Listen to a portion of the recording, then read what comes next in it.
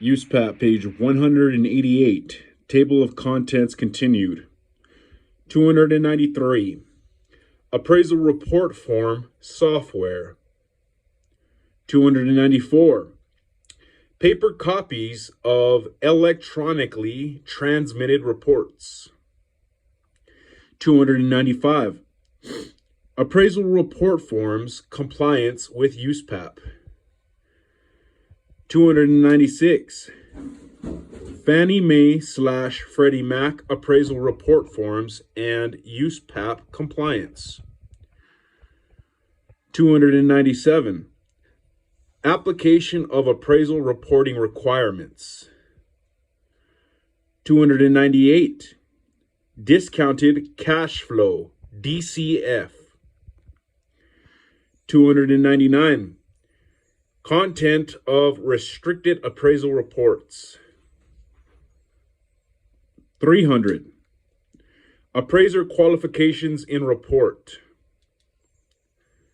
301. Providing a draft of a report. 302. Developing an unnecessary valuation approach. 303. Altering appraisal report photographs. 304.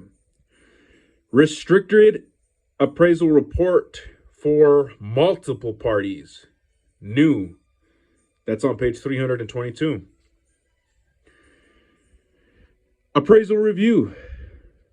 305. When do standards 3 and 4 apply? 306. Geographic competency in appraisal reviews. 307. Post-valuation date information in appraisal reviews. 308. Reviewer disagrees with value conclusion. 309. Reviewer concurs with value conclusion. 310. Appraisal review and state appraiser boards. 311. Reading appraisal reports. 312. Reviewing two appraisals on the same property. 313. Review report on multiple appraisal reports. 314. Appraisal review for a state appraiser board. 315. Reviewing an appraisal review report. 316. Scope of work in appraisal review reports. 317.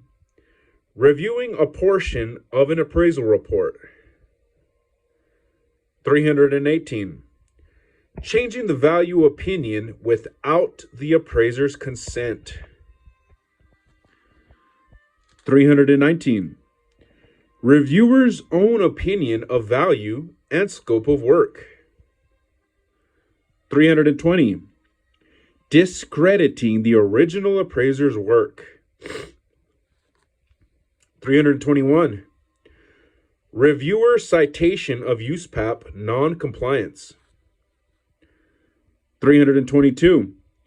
Review appraiser bias.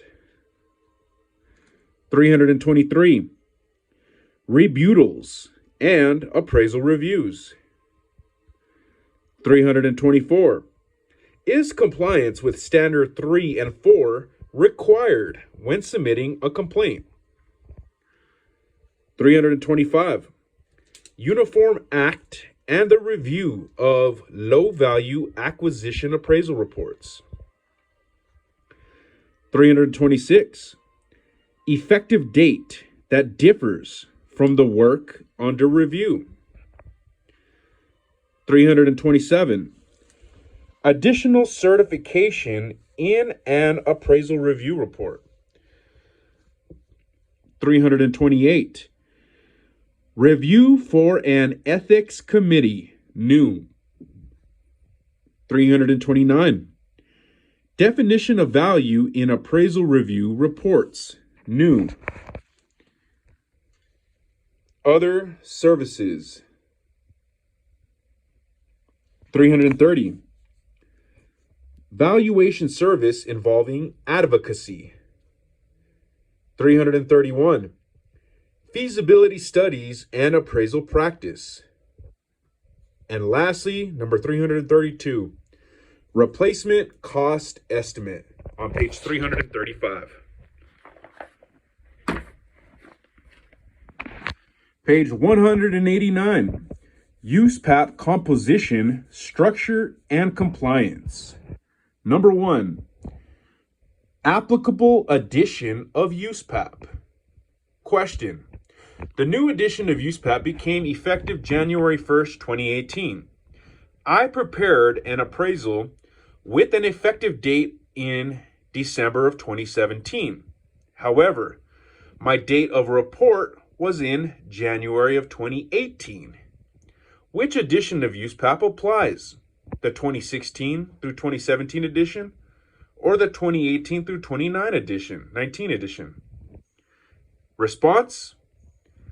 Appraisers must comply with USPAP edition that is in effect as of the date of the report.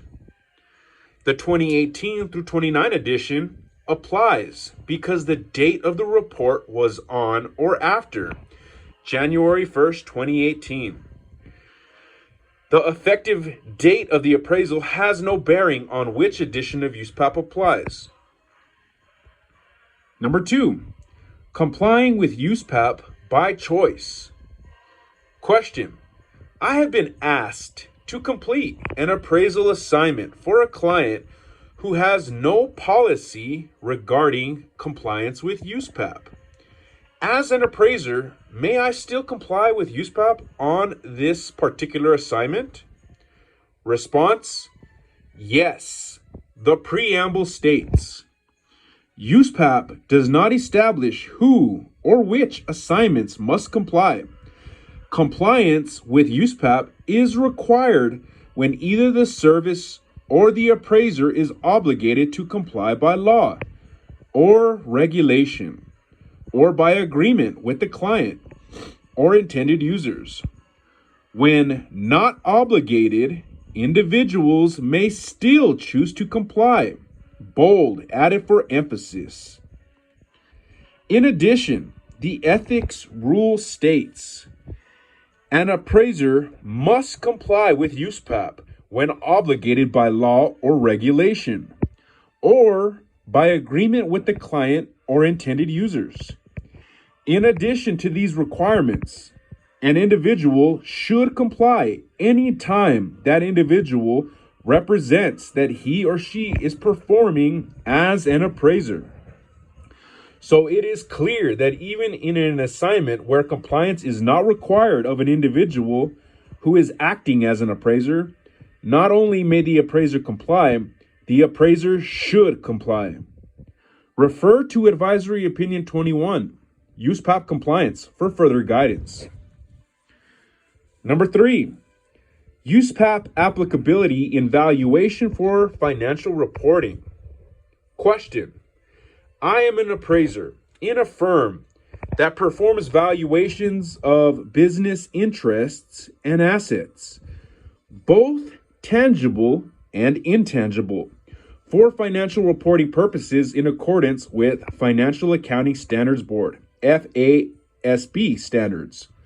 Does USPAP apply to valuations for financial reporting purposes? Response.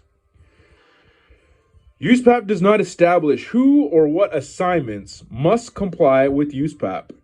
Such requirements are established by law, regulation, or agreement with the client. Additionally, certain professional organizations require that their members comply with USPAP. Therefore, regarding who must comply, individuals providing appraisals defined in USPAP as an opinion of value who fall under one of the above requirements must comply with USPAP in valuations for financial reporting. And regarding what assignments must comply, appraisals that are required by law to comply with USPAP must comply regardless of whether the individual performing the appraisal would otherwise be required to comply. In some states, it is mandatory for real